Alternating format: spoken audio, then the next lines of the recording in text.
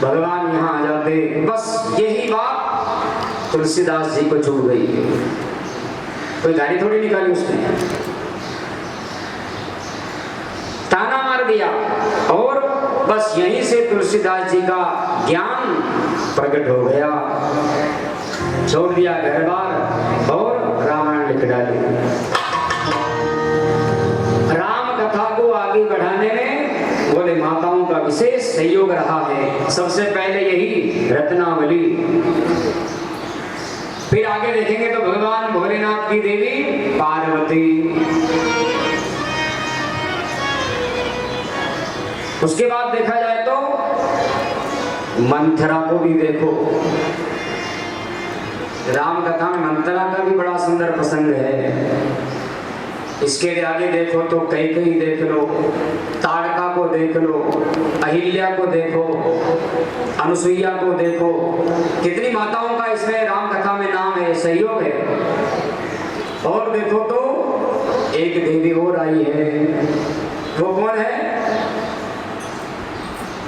शूर्पणखा, वो भी आई है, उसने भी राम कथा में सहयोग किया है। आगे देखो तो शबरी मैया, फिर देखो तो तारा, बाली की पत्नी तारा, स्वयं प्रभा, सुरसा सांपों की माता, ये भी सब माताएं हैं। फिर देखो तो सिंहिका जो छाया पकड़ करके खाती थी। फिर देखो तो लंका में द्वार पर लंकिनी,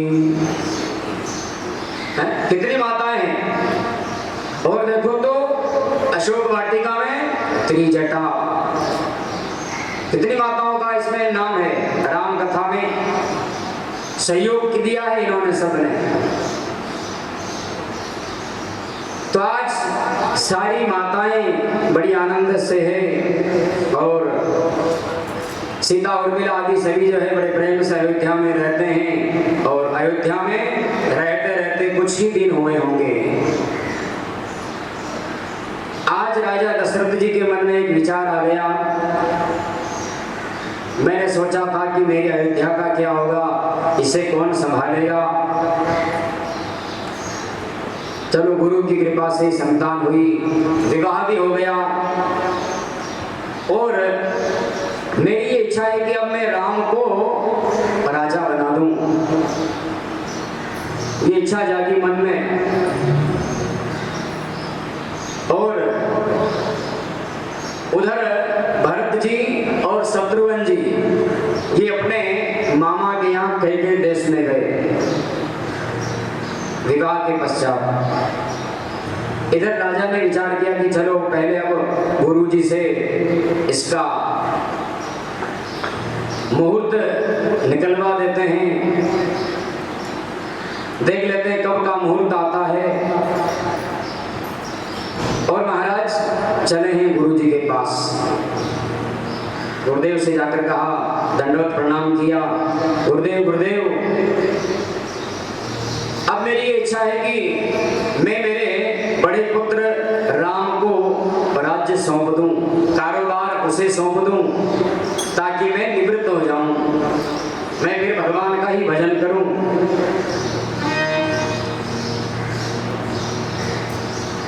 वशिष्ठ जी ने कहा कि महाराज बहुत आपके मन में अच्छा ये विचार है और वास्तव में होना ही चाहिए कि जब पुत्र बड़ा हो जाए उसका विवाह कर दीजिए। विवाह के पश्चात सारा काम अपने पुत्र को सौंप दो, सौंप देना चाहिए, क्योंकि वो भी तो सीखेगा, कब सीखेगा। लेकिन हम क्या करते हैं, विवाह होने के बाद भी वो काम अपन स्वयं कर लेते हैं, उसको सौंपते ही नहीं हैं। काम में हम सब लोग फंसे हुए रहते हैं, लगे हुए रहते हैं, तो सौंप देना चाहिए। गुरुदेव भगवान ने कहा ठीक है, आपके मन में अच्छा विचार है और अब इसे पूरा करना चाहिए। मुहूर्त की कहते हैं तो मुहूर्त कोई विशेष नहीं है, आपकी जब भी इच्छा हो तभी आप ये राज्याभिषेक कर सकते हैं राम को, लेकिन नहीं गुरुदेव, मुहूर्त तो होना चाहिए, शुभ मुहूर्त तो होना चाहिए, राज सिंहासन संभालेगा।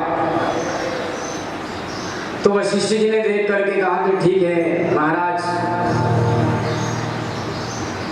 देख करके कहा कि कल ही अच्छा मुहूर्त है और कल ही राम को राज्याभिषेक सौंप दो, राज सिंहासन सौंप दो। ठीक है महाराज, गुरुदेव को प्रणाम किया और राजा दशरथ जी ने आकर के अब नगर को सजवाना शुरू कर दिया।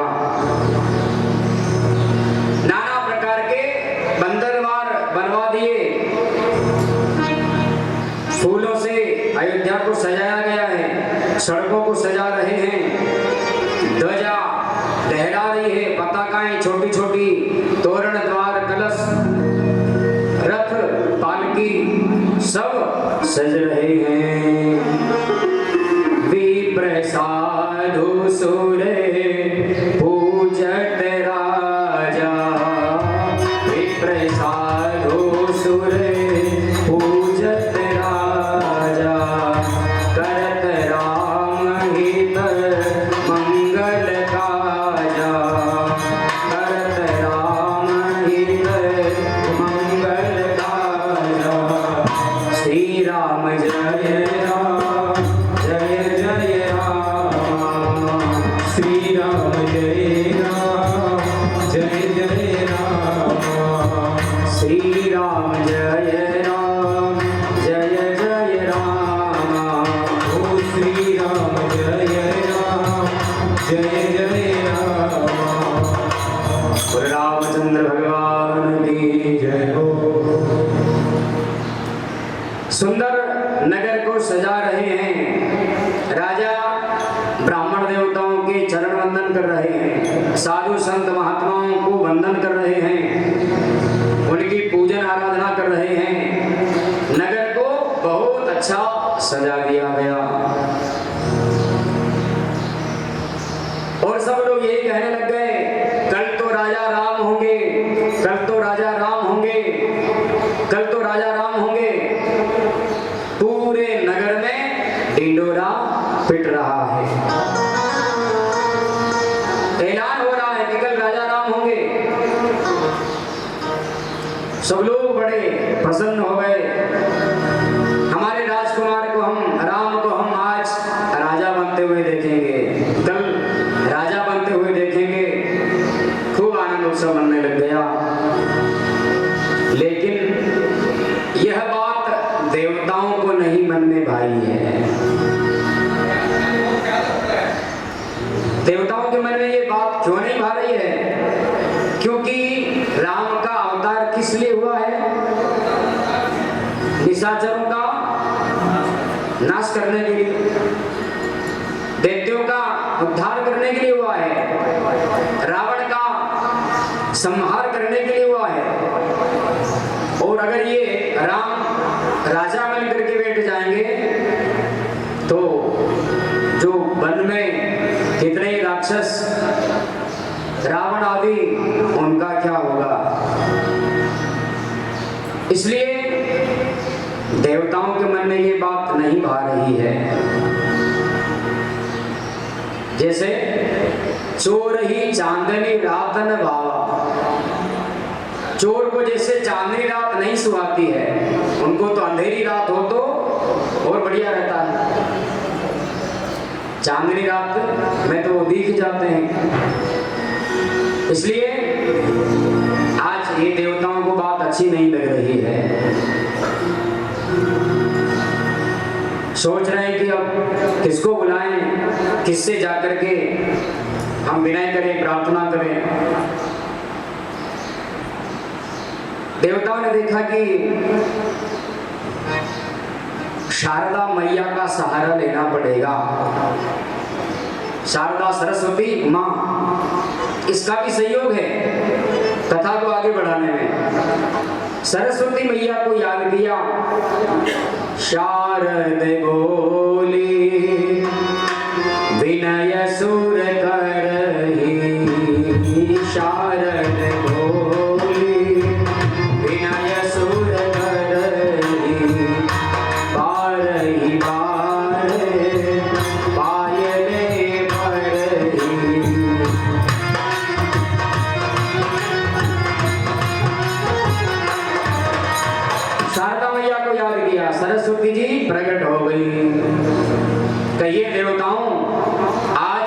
मुझे क्यों याद किया, क्या बात है?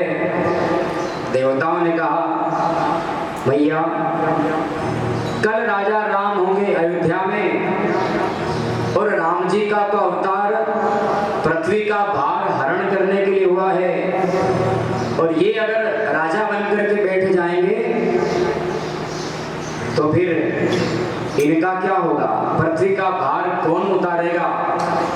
इसलिए आप कुछ युक्ति करिए जिससे राम राजा नहीं बने। सरस्वती ने कहा, अरे देवताओं तुम तो बड़े स्वार्थी हो, अपना काम बनाने के लिए बेचारे उनका काम बिगाड़ोगे। देवताओं ने कहा नहीं भैया, ये कोई स्वार्थ नहीं, इसमें तो बहुत परमार्थ भी छिपा हुआ है, आप तो हमारे ये काम आप करिए। कहा ठीक है मैं जाती हूँ, तुम्हारा काम करके आती हूँ। सरस्वती मैया चली, दिन भर हो गया उधर अयोध्या को सजाते सजाते शाम पड़ गई। सब लोग यही कह रहे हैं जो मिल रहा है वही, कल तो राजा राम होंगे, कल तो राजा राम होंगे, कल राजा राम होंगे। नगर बढ़िया सुंदर सजा हुआ है, और कैकेयी महारानी की दासी मंथरा कुबड़ी थी, वो कृष्ण भगवान के यहाँ पर भी वो कुब्जा आई थी ना कुबड़ी, और यहाँ पर भी ये मंथरा कुबड़ी है।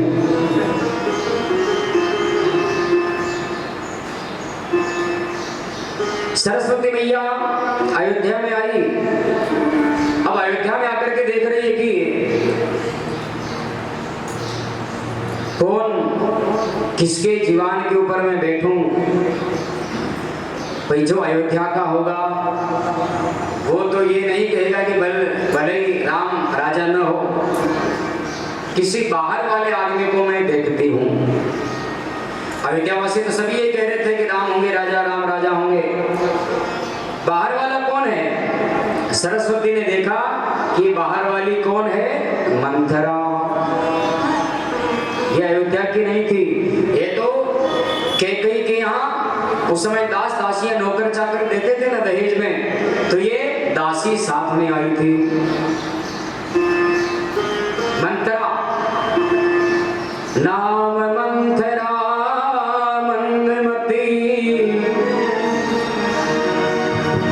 चेरी के कई केर, अजस पिटारी ताही करी, कई गिरा मती फेर। देखा ये मंथरा जो है ना, ये बाहर की है, और ये कैकेयी की चेरी, चेरी माने दासी, चेरी का अर्थ होता है दासी। ये मंथरा दासी थी महारानी कैकेयी की, ये बाहर की है। चलो इसी की जुबान के ऊपर बैठ जाती हूँ, ये अपना काम कर देगी।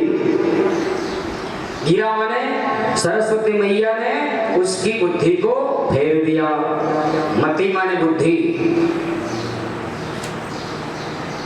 बुद्धि को फेर दिया, और जैसे ही बुद्धि को फेरा जीवान के ऊपर बैठी, और इसके मन में ये विचार आया कि महाराज दशरथ कैसे हैं, जो भरत शत्रुघ्न को तो भेज दिया, मामा के यहाँ चले गए ननिहाल में, और पीछे से के उस कौशल्या के पुत्र राम को राजा बनाने की सोच रहे हैं। कल राजा राम होंगे।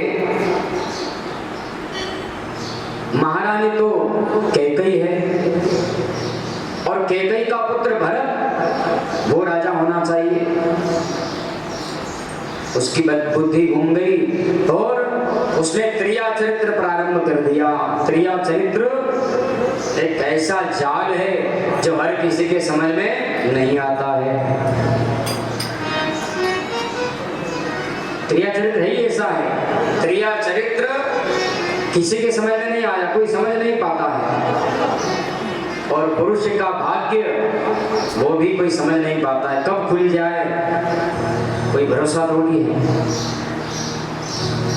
त्रिया चरित्र पुरुषस्य भाग्यम कुतो न जानामि देवो। देवता भी इस त्रिया चरित्र को नहीं समझ पाते हैं, तो इसने त्रिया चरित्र क्या किया, अपने बाल बिखेर दिए, माथे में गूंथे हुए फूल गजरा तोड़ दिया, श्रृंगार बिगाड़ दिया, लंबी लंबी सांसें लेने लग गई, पागल सी हो गई, श्रृंगार बिगाड़ दिया, बाल बिखेर दिए, मोती की माला तोड़ दी है और लंबी लंबी सांसें लेती लेती लेती महारानी कैकेयी के महलों की तरफ चली है। महारानी कैकेयी ने देखा, अरे दासी, ऐसा रूप क्यों बनाया तुमने,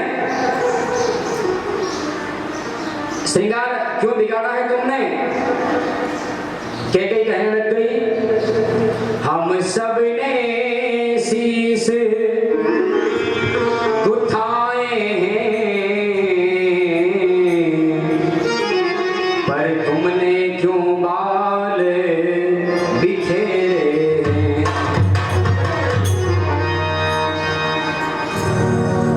हमने तो सबने शीश यानी मस्तक को गुथा रखा है, अच्छा श्रृंगार कर रखा है, लेकिन तुमने ये बाल क्यों बिखेरा है, श्रृंगार क्यों बिगाड़ा है, क्या बात है, जल्दी बोल, क्या किसी ने तुम्हें कुछ कहा है, क्या कहीं लड़ झगड़ करके आई है, बता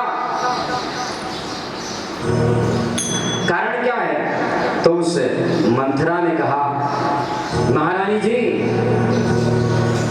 महाराज दशरथ कैसे हैं जो तुम्हारे पुत्र भरत को तो मामा के यहाँ भेज दिया और पीछे से कौशल्या के पुत्र राम को राज्याभिषेक कर रहे हैं, राजा बना रहे हैं। महारानी, तुम्हें नहीं मालूम है उनकी क्या ऐसी चाल है जो राम को राजा बना रहे। कुछ ही समय पहले तो विवाह करके आए और अभी अचानक ही और कल ही होता, महीने 2 4 महीने 6 महीने बाद कब मुहूर्त निकलता तो करते, तो भरत को भी बुला लेते, लेकिन एक ही रात के बाद कल ये राजा बनने वाला है और मैं ये चाहती हूं कि कल किसी भी प्रकार राम राजा नहीं बनना चाहिए। उसने कहा, क्या कहा, अरे दासी कैसी बात कर रही है, राम ही मेरा पुत्र है और भरत भी मेरा पुत्र है, दोनों ही मेरी आंखों के तारे हैं, तो ऐसा क्यों कह रही है, ये दोनों ही मेरे हैं, कोई फर्क नहीं समझती हूँ, भले ही उसने मेरी कोख से जन्म न लिया हो, लेकिन राम भी मेरा ही पुत्र है, राम भरत में कोई मैं फर्क नहीं समझती हूँ, तूने ऐसी बात कही तो क्यों कही। मंथरा कहती, महारानी जी, मैं तो आपके भला के लिए कह रही हूँ, अगर राम राजा बन गया तो तुम्हें दासी बनना पड़ेगा। महारानी बनेगी कौन, राजमाता कौन बनेगी, बोले कौशल्या बनेगी, तुम्हें तो महलों के ऊपर काग भगाने वाली काग भगोड़ी बना देंगे, समझ लो मेरी बात को, मान जाओ।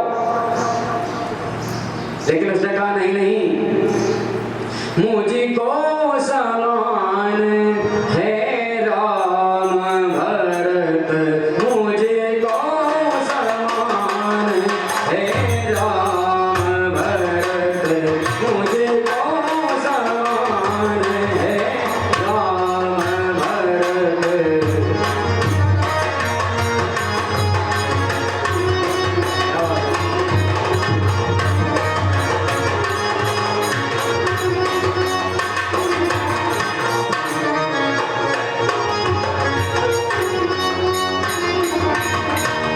दोनों ही एक ही तारे हैं,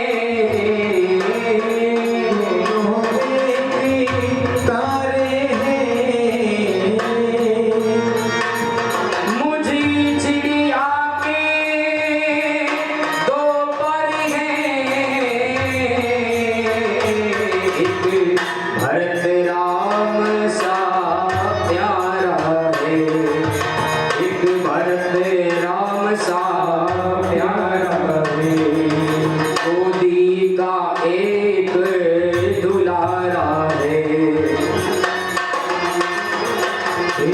दुलारा रे। मुझको समान है राम भरत।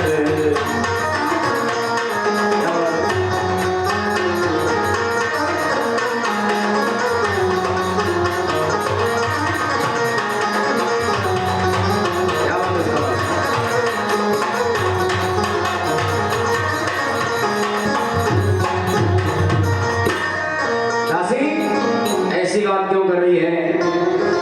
राम भरत में मेरे कभी जिंदगी में कोई फर्क नहीं समझा, और आज तू कहना क्या चाहती है? महारानी, मैं आपके भला के लिए कहती हूँ, मेरी